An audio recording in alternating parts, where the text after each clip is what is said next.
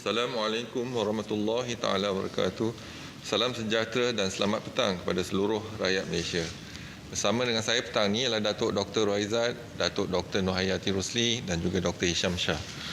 Kementerian Kesihatan Malaysia ingin memaklumkan bahawa pada hari ini Malaysia mencatatkan bilangan kes pulih daripada jangkitan COVID-19 sebanyak 821 kes. Ini menjadikan jumlah kumulatif kes yang telah pulih sepenuhnya dari jangkitan COVID-19 adalah 35,606 kes, iaitu bersamaan dengan 73.4% daripada jumlah keseluruhan kes. Pecahan kes sembuh mengikut negeri adalah seperti berikut. Sabah 372 kes, Selangor 189 kes, Wilayah Persekutuan Kuala Lumpur dan Putrajaya 98 kes, Negeri Sembilan 92 kes, Pulau Pinang 40 kes, Labuan 9 kes, Perak 6 kes, Johor 6 kes, Sarawak 5 kes, Melaka 2 kes dan Terengganu 2 kes. Secara keseluruhannya sehingga 16 November 2020 jam 12.30 hari sebanyak 1,103 kes baru telah dilaporkan. Ini menjadikan jumlah kes positif COVID-19 di Malaysia adalah sebanyak 48,520 kes. Manakala jumlah kes aktif dengan keboleh jangkitan COVID-19 pula adalah 12,601 kes. Untuk makluman, negeri-negeri di Lembah Kelang mencatatkan sebanyak 544 kes positif pada hari ini, iaitu bersama dengan 49.3%. Daripada jumlah ini, sebanyak 484 kes, iaitu 89% adalah daripada kluster-kluster sedia ada. Kluster yang melaporkan kes yang tertinggi adalah kluster tapak bena dan Malela di wilayah Persekutuan Kuala Lumpur, iaitu sebanyak 385 kes. Negeri Sabah pula mencatatkan sebanyak 288 kes, iaitu bersamaan dengan 26.1% daripada jumlah kes positif pada hari ini. Penurunan kes positif COVID-19 di Sabah menunjukkan keberkesanan tindakan kawalan dan pencegahan penyakit berjangkit yang telah dijalankan secara agresif sejak berlakunya peningkatan kes di sana. Negeri Perak pula mencatatkan 116 kes, iaitu 10.5% daripada keseluruhan kes positif pada hari ini, iaitu peningkatan sebanyak 5.5 kali ganda daripada 21 kes positif semalam. Kebanyakan kes positif di Perak adalah daripada kluster tembok, iaitu sebanyak 111 kes. Sebanyak 139 kes, iaitu 12.6% yang dilaporkan pada hari ini adalah berkaitan dengan kluster-kluster di penjara. Ini melibatkan kluster penjara tembok, iaitu 111 kes, kluster Mantabai iaitu 15 kes, kluster penjara Sandakan 4 kes, kluster penjara Seberang Prime 4 kes, kluster penjara Kepayang 2 kes, kluster Rumah Merah 2 kes dan kluster Benteng Lahad Datu 1 kes. Ingin dimaklumkan daripada 1,103 kes baru yang dilaporkan pada hari ini, Negeri Selangor melaporkan hanya 1 kes import yang mendapat jangkitan dari luar negara. Kes tersebut melibatkan seorang warga negara yang tiba daripada negara Arab Saudi. Perincian kes penularan COVID-19 dalam negara adalah seperti berikut. Di wilayah Persekutuan Kuala Lumpur, 392 kes telah dilaporkan, iaitu 385 kes daripada kluster sedia ada, 3 kes daripada saringan kontak rapat kes positif dan 4 kes daripada lain-lain saringan COVID-19. Di negeri Sabah, 288 kes telah dilaporkan, iaitu 55 kes daripada kluster-kluster sedia ada, termasuk 15 kes daripada kluster baru, iaitu kluster Matabai. 158 kes daripada saringan kontak rapat kes positif dan 75 kes daripada lain-lain saringan. Di negeri Selangor, 150 kes telah dilaporkan, iaitu 99 kes daripada kluster-kluster sedia ada, 24 kes daripada saringan kontak rapat kes positif, 2 kes severe acute respiratory infection dan 25 kes daripada lain-lain saringan. Di negeri Perak, 116 kes telah dilaporkan, iaitu 113 kes daripada kluster sedia ada, 1 kes daripada saringan kontak rapat kes positif, 1 kes severe acute respiratory infection dan 1 kes daripada lain-lain saringan. Di Negeri Sembilan, 90 kes telah dilaporkan hari ini. iaitu 84 kes daripada kluster sedia ada, 3 kes daripada saringan kontak rapat kes positif dan 3 kes daripada lain-lain saringan. Di negeri Pulau Pinang, 26 kes telah dilaporkan, iaitu 19 kes daripada kluster sedia ada dan 7 kes daripada saringan kontak rapat kes positif. Di negeri Kedah, 10 kes telah dikesan, iaitu 8 kes daripada kluster sedia ada dan 2 kes daripada lain-lain saringan. Di wilayah Persekutuan Labuan, 8 kes telah dilaporkan, iaitu 4 kes daripada kluster sedia ada, 2 kes daripada saringan kontak rapat kes positif dan 2 kes daripada lain-lain saringan. Di negeri Johor, 8 kes telah dilaporkan, iaitu 5 kes daripada kluster sedia ada dan 3 kes daripada lain-lain saringan. Di negeri Kelantan, 7 kes telah dilaporkan, iaitu 3 kes daripada kluster sedia ada dan 4 kes daripada saringan kontak rapat kes positif. Di negeri Terengganu, 4 kes daripada saringan kontak rapat kes positif COVID-19 telah dikesan. Di negeri Sarawak, 1 kes daripada kluster sedia ada telah dilaporkan. Di negeri Melaka, 1 kes daripada kluster sedia ada telah dikesan. Di wilayah Persekutuan Putrajaya, 1 kes dikesan daripada lain-lain saringan. Sehingga kini terdapat 102 kes positif COVID-19 yang dirawat di unit rawatan rapi, di mana 39 kes memerlukan bantuan pernafasan. Daripada maklumat terkini yang dilaporkan ke CPRC Kebangsaan, duka cita dimaklumkan bahawa terdapat pertambahan 4 kes kematian berkaitan COVID-19 pada hari ini. Justru jumlah kumulatif kes kematian COVID-19 di Malaysia adalah sebanyak 313 kes, iaitu bersamaan dengan 0.7% daripada jumlah keseluruhan kes. Ringkasan kes kematian hari ini adalah seperti berikut.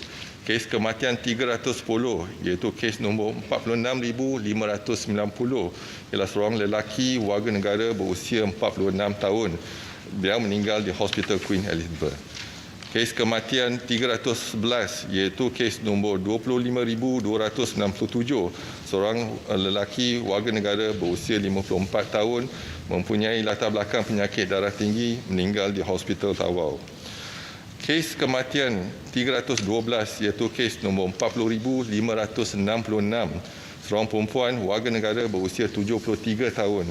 Beliau mempunyai latar belakang penyakit kencing manis, darah tinggi, penyakit aritmia jantung, penyakit obstruktif paru-paru kronik dan juga penyakit Alzheimer. Beliau meninggal di Hospital Queen Elizabeth. Kes kematian terakhir ialah kes kematian 313, iaitu kes nombor 38,793, seorang perempuan bukan warga negara berusia 51 tahun, mempunyai latar belakang penyakit kencing manis, darah tinggi dan penyakit stroke. Beliau meninggal di Hospital Tawau. Kementerian Kesihatan mengucapkan takziah kepada semua ahli keluarga mereka. Kementerian Kesihatan ingin memaklumkan terdapat satu kluster baru yang dikenal pasti pada hari ini, iaitu kluster Mantabai. Kluster baru ini melibatkan daerah Kota Kinabalu dan Penampang di negeri Sabah. Kes indeks bagi kluster ini iaitu kes ke-22,962 telah dikenal pasti positif COVID-19 hasil saringan individu bergejala pada 22 Oktober 2020 dan telah dimasukkan ke pusat kuarantin dan rawatan COVID-19 berisiko rendah Matabai.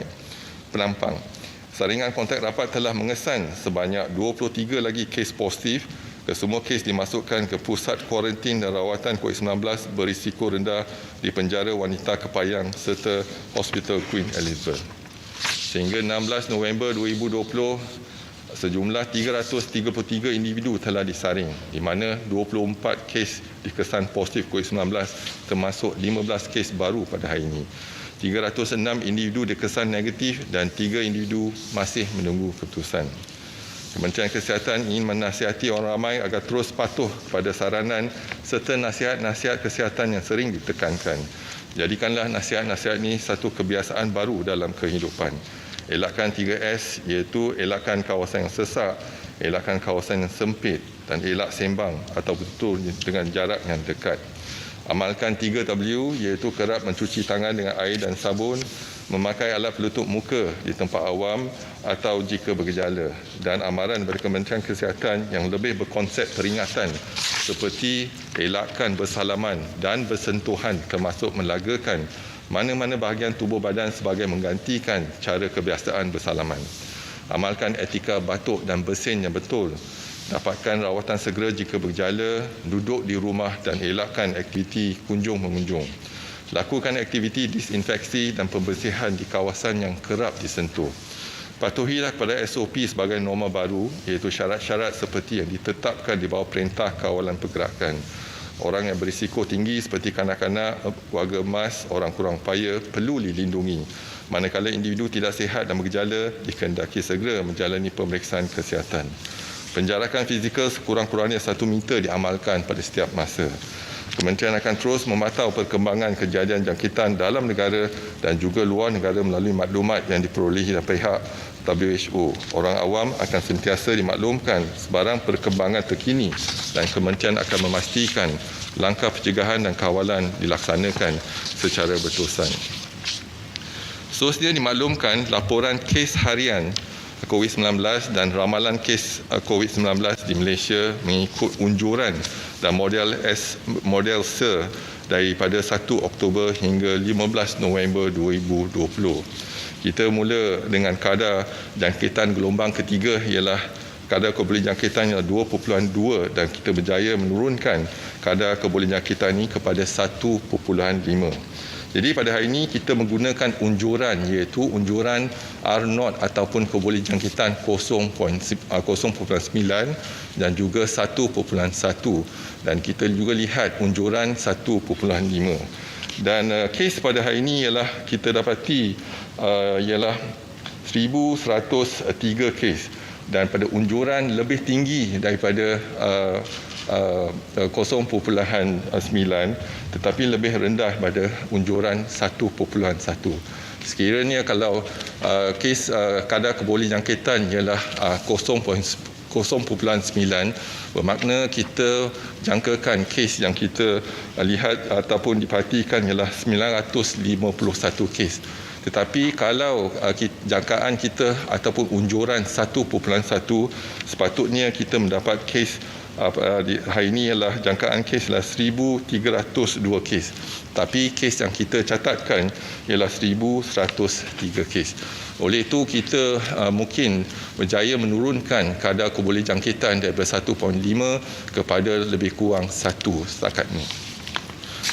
Seterusnya kita lihat pada laporan pergerakan 14 hari taburan kes COVID-19 mengikut daerah di Malaysia. Dan tumpuan adalah di Lembah Kelang melibatkan negeri Selangor, wilayah persekutuan Kuala Lumpur dan Putrajaya serta negeri Sembilan dan juga negeri Pulau Pinang. Dan kita ada perkembangan baik iaitu di negeri Kedah dan juga negeri Terengganu. Dan kita masih perhatikan iaitu di negeri Melaka, di Melaka Tengah telah pun menjadi jingga. Jadi besar kemungkinan dalam sekali dua akan menjadi zon merah di daerah Melaka Tengah. Tapi kita juga perhatikan iaitu di negeri Johor, iaitu Johor Bahru telah pun menjadi zon kuning dan kita ada pertambahan zon merah di Kota Tinggi, iaitu ada kluster yang baru yang telah dikenal pasti. Seterusnya kalau kita lihat di negeri Sabah dan Sarawak, kita lihat masih keadaan terkawal iaitu keadaan lebih stabil di Sarawak dan juga di Sabah dan juga kita lihat hari ini ada kes-kes yang dicatatkan di Labuan juga semakin berkurangan. Seterusnya dimaklumkan laporan penggembara dan pemasautin tetap yang dikesan positif COVID-19 dan yang pulang dari luar negara dari 3 April sehingga 16 November 2020 adalah sejumlah 1,255 kes. Pada hari ini hanya satu kes import telah dilaporkan iaitu seorang yang pulang daripada Arab Saudi. Setakat 16 November 2020 sebanyak 302 kluster telah dilaporkan dan 140 kluster telah pun tamat tempoh pemantauan dan pengawasan untuk 28 hari termasuk satu kluster pada hari ini iaitu kluster jeram di Kubang Palsu Kedah yang melibatkan 5 kes warga negara dan tiada kes kematian dilaporkan. Dimaklumkan, laporan kluster COVID-19 yang aktif di Malaysia sehingga 16 November 2020 adalah sejumlah 162 kluster, termasuk satu kluster baru pada hari ini. Daripada 162 kluster aktif, 36 kluster ada pertambahan kes baru dan 126 kluster tiada pertambahan kes. Kita mulakan dengan kluster pertama ialah kluster tapak bina Daman Lela, iaitu hari ini ada pertambahan kes 385 kes, menjadikan jumlah kes 1,132 dan kita telah pun menjalankan saringan kepada 3,097 kes. Kluster kedua ialah kluster tembok, ada pertambahan 111 kes dan menjadikan jumlah kes 1,943 dan jumlah yang telah disaring setakat ini ialah 9,392. Kluster hentian masih ada pertambahan 83 kes menjadikan jumlah kes 813. Jumlah yang disaring ialah 7,915.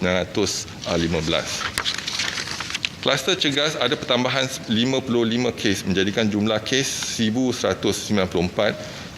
Individu yang disaring 4,597. Kluster intan ada pertambahan 16 kes, jumlah kes ialah 154 dan individu disaring 1,643.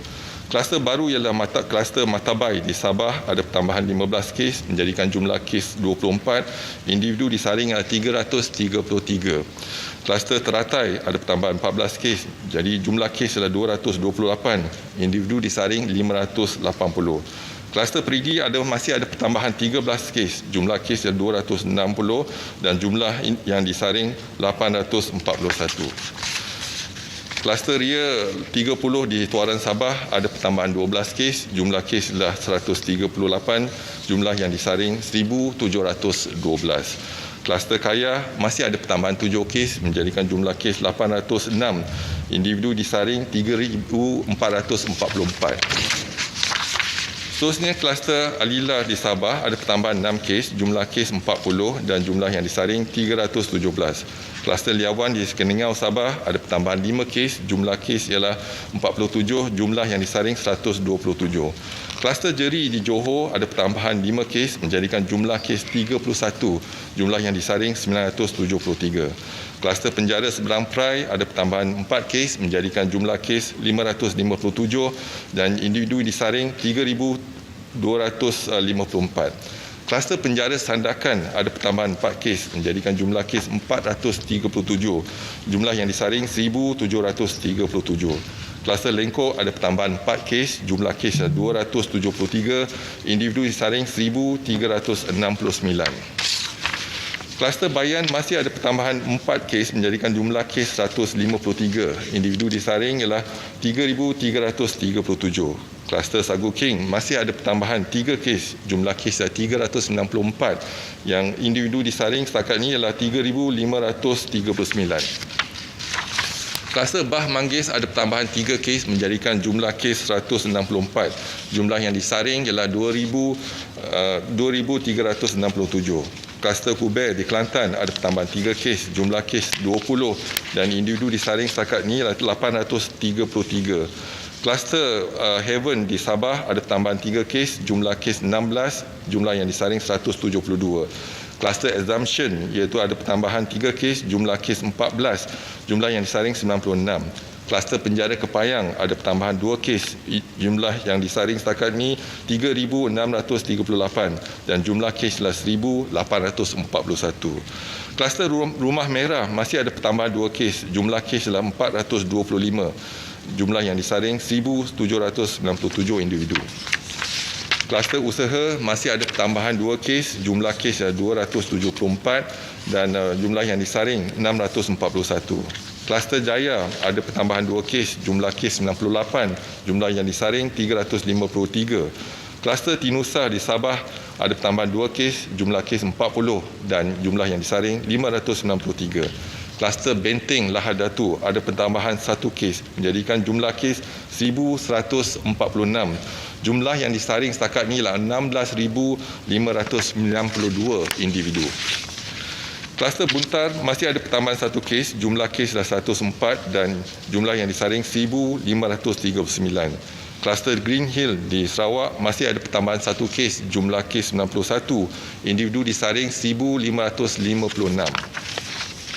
Kluster Pematang ada pertambahan 1 kes, jumlah kes adalah 75, individu disaring 1,640. Kluster Karamunting di Sandakan Sabah masih ada pertambahan 1 kes menjadikan jumlah kes 68, individu disaring 77. Kluster Titian di Labuan ada pertambahan 1 kes menjadikan jumlah kes 65, individu disaring 530. Kluster Jalan Bomba di Sandakan Sabah ada pertambahan 1 kes menjadikan jumlah kes 63 dan individu disaring 338.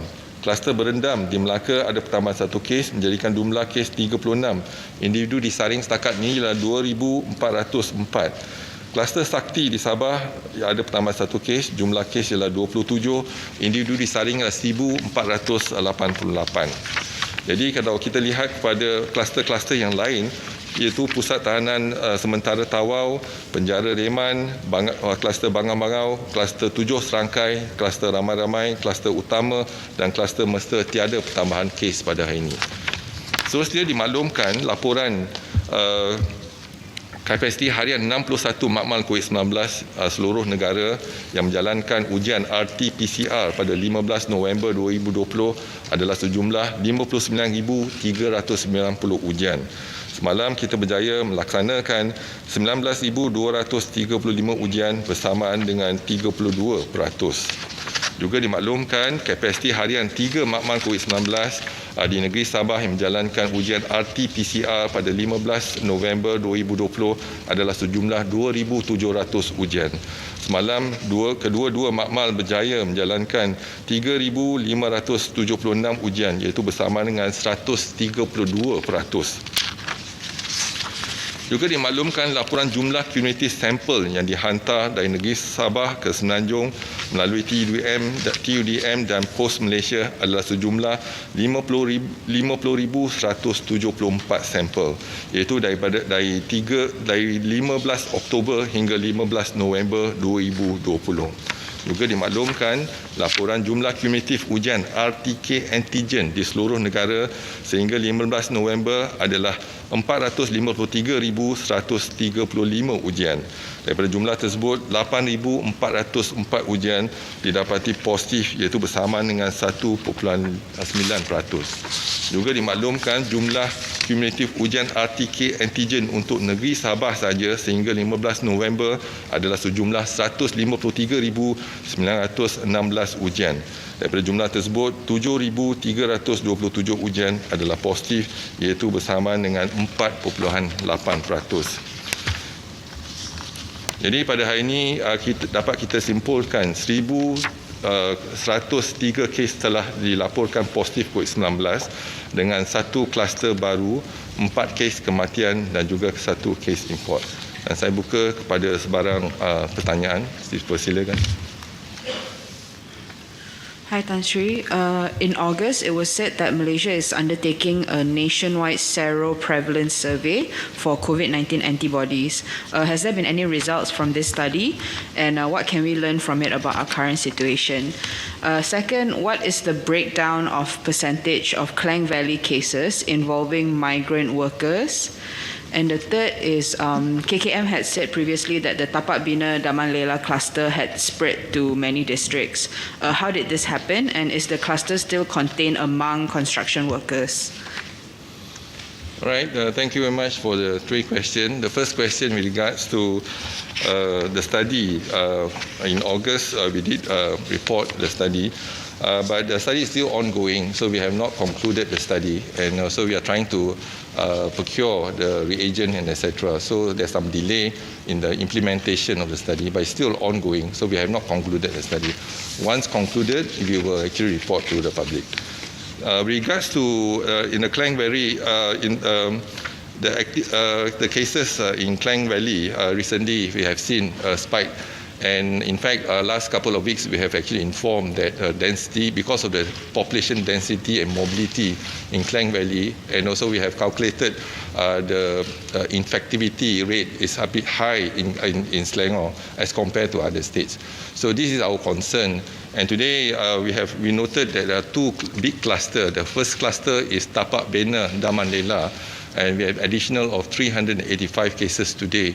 So in total, we have 1,132 positive cases. Nonetheless, we have done our active case detection and screening, and 3,097 cases has been screened.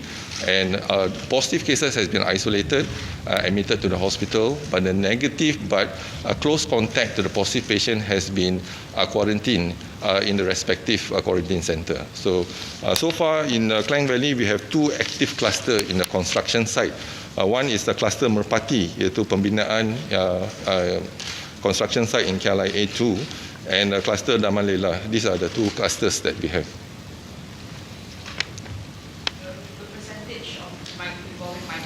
Okay, from the cluster Merpati, we have so far there are only 52 cases positive in total, about 160 total of 168 migrant workers, 43.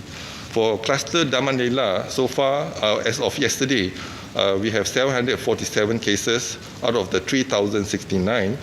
Foreign workers 734, and we have our local 13. So majority cases from the construction site are involving foreign workers. And today we have additional cases. So total today is 1,132 out of 3,069 cases being tested. And today, if you include today, total is like 53.7% actually involve foreign workers.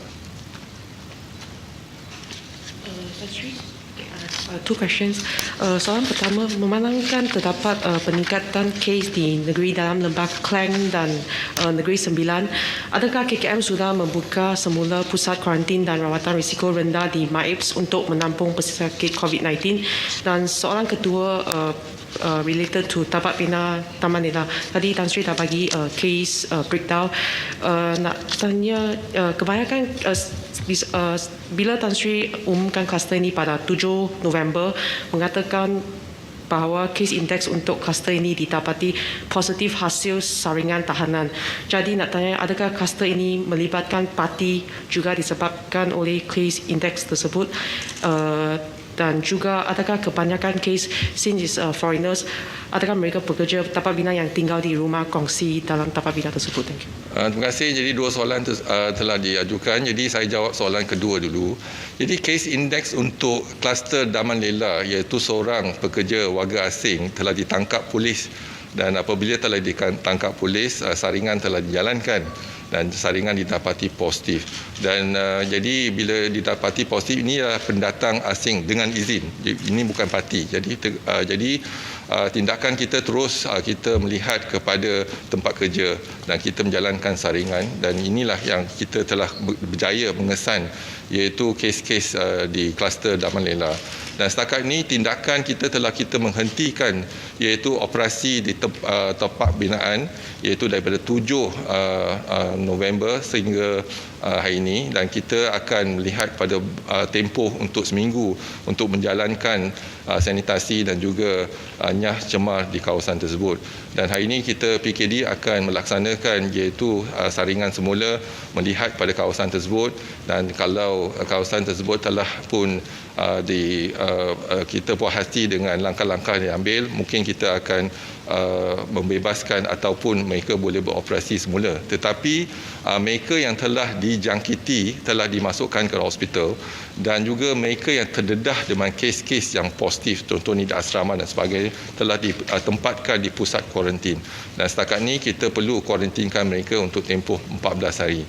Dan jadi tindakan iaitu kesihatan awam telah pun kita jalankan, dan juga langkah-langkah yang seterusnya untuk kita melihat kita melihat kepada majikan untuk mengambil tindakan positif, iaitu menjalankan saringan berkala untuk pekerja-pekerja mereka.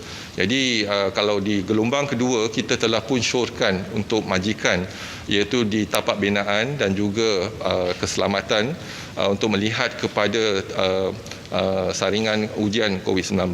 Jadi kita sekarang ini ingin syorkan kepada majikan untuk menjalankan ujian secara berkala, dan ini mungkin boleh membantu melihat kepada mengesan pada kes-kes yang positif. Kerana apabila kita mengesan kes-kes yang positif, kita akan hentikan operasi tapak pembinaan ataupun kilang ataupun tempat-tempat yang bekerja. Jadi inilah tindakan kita, mungkin cost efektif, iaitu kalau mereka boleh menjalankan saringan dah kenal pasti pada peringkat yang awal, jadi kita boleh mencegah penyakit ini daripada menular di kalangan dalam masyarakat tersebut. Inilah tindakan aktif yang kita laksanakan.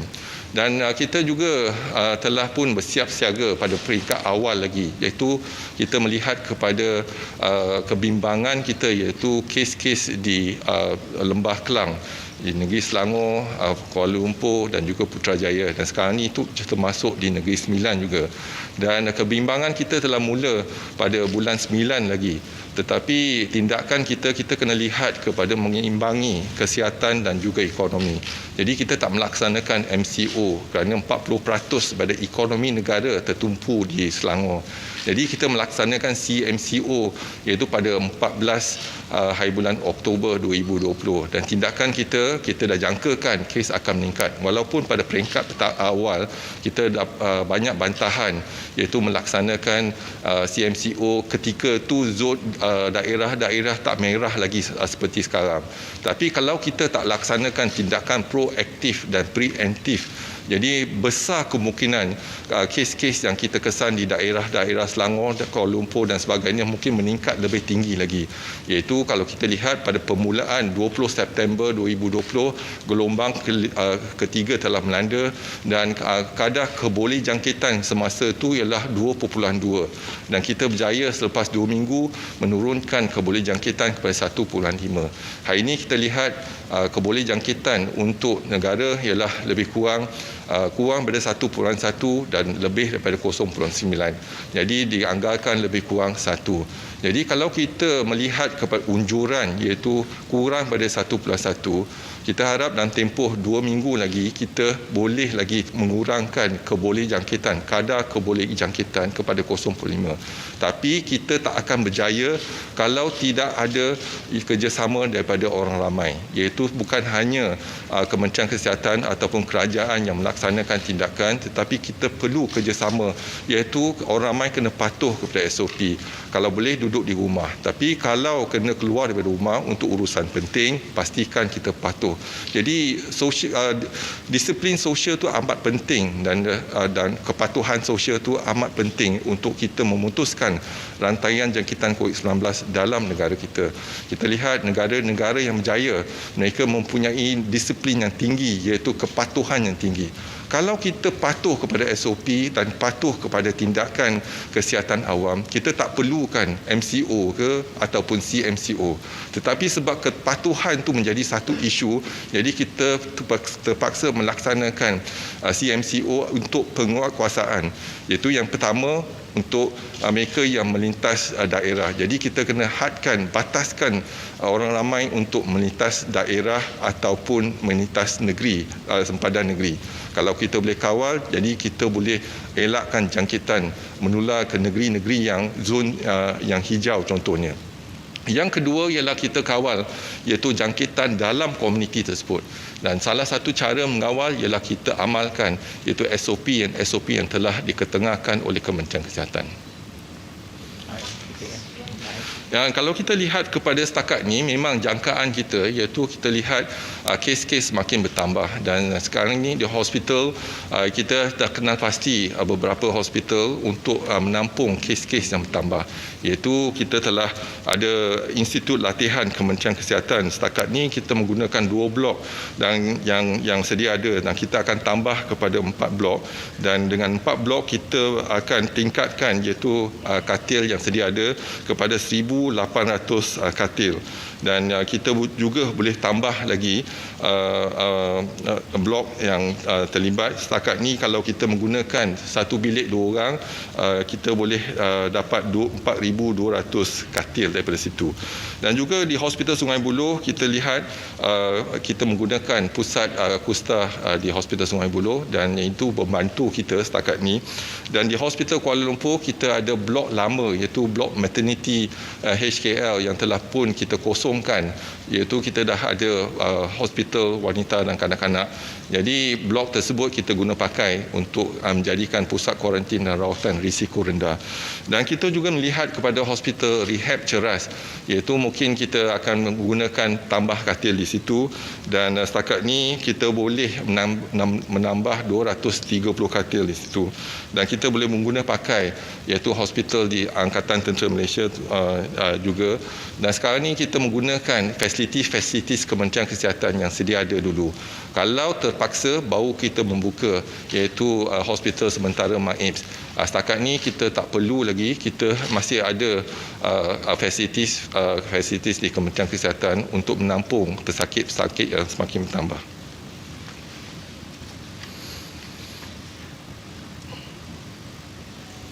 Hi, Tan Sri. So I have one question. So I would like to ask you about the effectiveness of implementation of CMCO in Klang Valley. So we know that it had already started since October 14, but now cases in Klang Valley unfortunately is higher than Sabah now. So would you say that the CMCO actually already failed, or yeah, that's my question. Thank you. Thank you very much. I don't consider CMCO as failed, but this is the activity. See, the activity that we are doing is a public health intervention, and we are taking all the public health measures to contain and to curb the spread of the infection. More importantly, we do know the option of MCO or CMCO. Why? Because we need to strike the right balance between health and economy, strike the right balance between life and livelihood. So the only best justification for this and strike this balance is adopt the CMCO. Because if we were to implement the MCO, the cost of the impact of the economy is very high. So that's the reason why we opted for CMCO, but we need to balance it out. But more importantly is the collaboration and of the onus is on each individual if they can comply to the SOP, particularly the social sectors. Economic sectors, we know that because we want to allow the economic sector to continue to function, and but the social sector we can control. So if the public can control and help the Ministry of Health to break the chain of infection. If possible, stay at home. If you have to come out from the house, make sure that you comply to the SOP. So that's, I think we can make it if we have the full collaboration from the public. This is important for us to move forward. And you have seen that if we are using the CMCO exactly the same in Sabah, and we managed to contain, reduce the infection in Sabah, at least we have not seen an exponential surge of cases. We do have a surge of cases on the 24th of October, 26th of October, and as well as 6th of November. But this is due to the outbreak and the massive screening done in the prison, for example. So we have a spike there. So, but looking to Klang Valley, it's not in the community yet, but it's in basically the construction site workers. So now we have not seen in any individuals involved in this, for example, near the cluster Daman Lela, but mainly confined to the construction worker. So if that's so far, I think the active case detection is been done, and the screening continue to do the screening. Hopefully, we will contain the infection within the construction worker as soon as possible. So I don't see CMCO is a failure. It is an option for us to balance out, to strike the right balance. So certainly, if you ask me, then we go all out for health. basically to implement MCO, but it's going to be very costly. So the impact is very costly. Because of that, we have to balance it out with CMCO. And so far, I think it has worked well, but it takes a bit longer time as compared to MCO. Perhaps if you implement MCO, put everyone at home for 2 weeks, we can break the chain of infection. But because there's still movement, and there's still movement, and that's the issue that we hope that we can reduce the movement. And so now we are reducing the movement. We can see from 2.2 down to 1.5, the infectivity rate. Now it's basically less than 1.1, but it's more than 0.9. So it's hovering around 1. So if in the next 2 weeks we can increase our activities and intervention, I'm sure that we can bring down the cases. So this is our projection, this is our modelling. Obviously, most of you have actually read the Imperial College modelling, but the Imperial College modelling is also depend on our activity of public health intervention. So if our intervention is good, for example, on the 10th of November, projected about 4,400 cases, but we only have 869 cases. So which means we are our modelling is much accurate as compared to the Imperial College. But nonetheless, having said that, so we need to continue to step up our public health measures as well as intervention. Satu soalan saja. Di Kelantan 3 hari berturut-turut merekodkan kes baharu dan hari ini ada 7 kes termasuk 4 saringan kontak rapat kes positif. Jadi apakah ada keperluan untuk KKM mencadangkan pelaksanaan PKPB ataupun kes di negeri Kelantan masih dalam kawalan? Terima kasih. Terima kasih. Setakat ini kita lihat PKPP ada 3 negeri, iaitu negeri Perlis, Kelantan dan juga negeri Pahang. Dan walaupun kita ada jangkitan 1-2 kes, tapi Kelantan ialah kes import daripada zon merah. Jadi bila balik ke negeri Kelantan dan menjangkiti keluarga dan kes kontak positif, kita melaksanakan pengesanan kes aktif dan kita dapat kesan. Tapi kita lihat juga kepada perkembangan, iaitu negeri-negeri lain, contohnya di Kedah. Jadi satu masa dulu kita lihat negeri Kedah ada kes-kes yang zon ataupun daerah yang merah, sekarang dah kurang dah. Dan juga kita lihat dari Terengganu, iaitu aktiviti kita di Dungun contohnya, di Mukim Rasau, kita mengambil tindakan cepat dan kita dapat mengawal. Jadi dan juga di negeri Johor, iaitu kita lihat kepada kluster Kempas, iaitu di Institut Latihan Kementerian Kesihatan. Kita PKPD kan kawasan tersebut. Hari ini pun telah ditamatkan PKPD tersebut. Tapi kita ada satu kluster baru, iaitu di Kota Tinggi. Jadi kita melihat pada tindakan kita, iaitu CMCO untuk tempoh 2 minggu. Kita mula pada 6 November 2020, tetapi selepas 2 minggu, mungkin pada 20 November, kita akan lihat kembali perkembangan yang baik, iaitu di Kedah, di Terengganu dan juga di Johor. Kalau perkembangan yang baik, mungkin kita akan pertimbangkan untuk kembali kepada RMCO ataupun PKPP. Jadi tetapi kita kena lihat pada bagaimana kita boleh melindungi negeri-negeri yang sudah dikategorikan ialah negeri hijau. Jadi kalau kita kena lihat macam mana kita boleh melihat kepada saringan mereka yang kembali daripada negeri ataupun daerah merah, zon merah kepada zon hijau.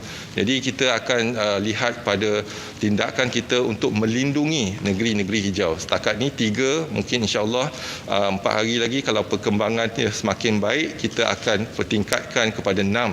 Dan tindakan kita ialah melindungi negeri 6 negeri ini dengan aktiviti-aktiviti kesihatan awam yang telah dikenal pasti, dan juga pastikan mereka yang kembali daripada negeri ataupun daerah-daerah yang merah disaring dan diuji dan sebagainya. Okey, terima kasih. Kalau tak ada lagi soalan, saya ingin memperingatkan diri saya dan juga orang ramai untuk kita patuh kepada SOP. Dan kalau tak ada aktiviti yang penting di luar, duduk di rumah. Jadi kalau terpaksa keluar dari rumah, pastikan kita patuh kepada SOP. Dan kita kena jaga kita kena jaga keluarga kita menjaga masyarakat dan juga negara kita. Sekian, wabillahi taufik wa hidayah. Wassalamualaikum warahmatullahi taala wabarakatuh. Terima kasih semua.